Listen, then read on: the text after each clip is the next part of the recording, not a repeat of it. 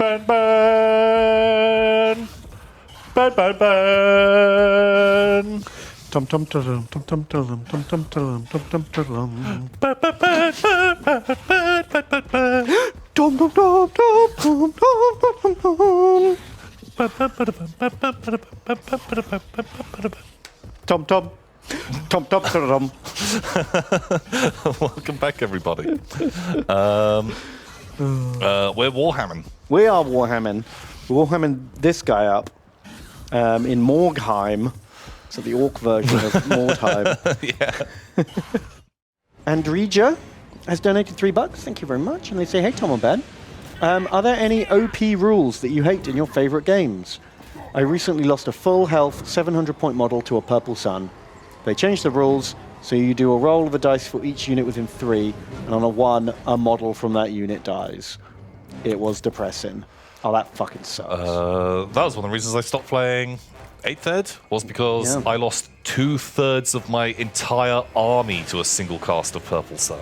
Yeah, that was like 1,200 points. Yeah, including like my general. This was playing ogres, and you had to pass initiative tests. Every model that got touched by the template had to pass an initiative check or just die. Or it's just removed from the game. Yeah. And all ogres are, well, I didn't have man-eaters because man-eater initiative 3 in before someone fucking actually me. I think I'll find man-eater to initiative 3. But all the others are initiative 2, and so if you roll 3+, they die. And it honestly wasn't super fun. No, that fucking sucks. It was like, oh, I literally couldn't do anything to stop this.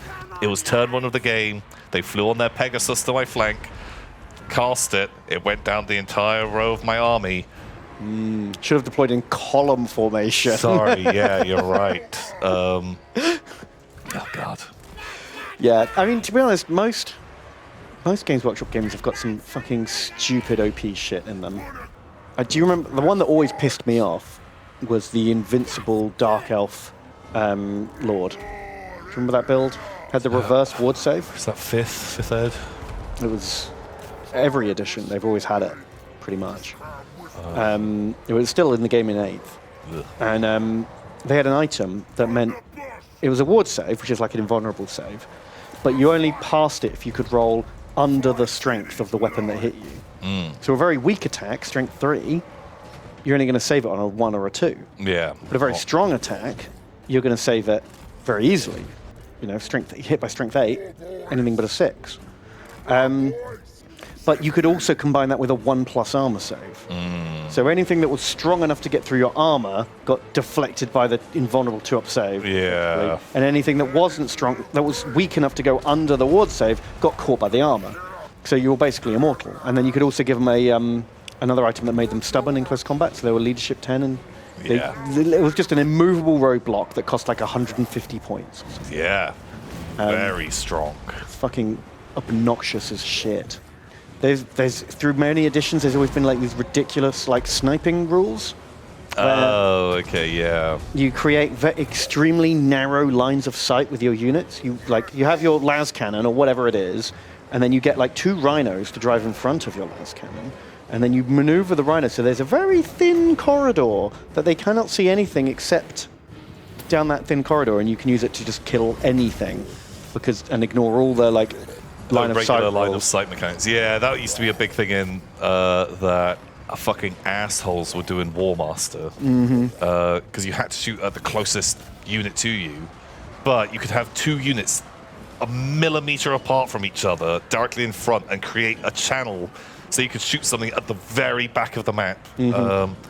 Lame. Rules as intended.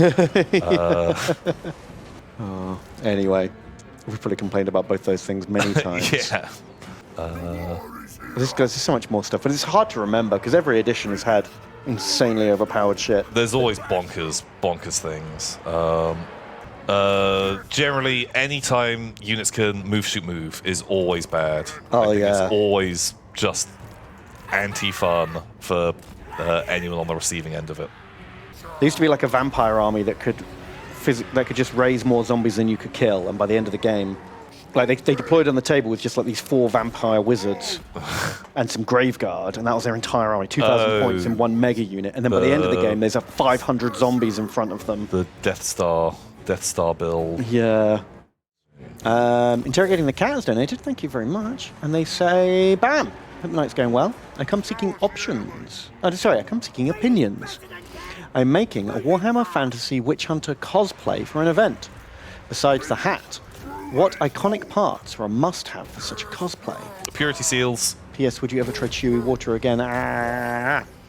Yeah, purity seals for sure. That's how you know it's a Warhammer. Yeah. Purity seals fucking everywhere. Like on your pistol, on your hat, on your gun, on your coat, on your strap. Straps and buckles. Lots of straps and buckles. Depending on how saucy you want to go, some big thigh-high leather boots.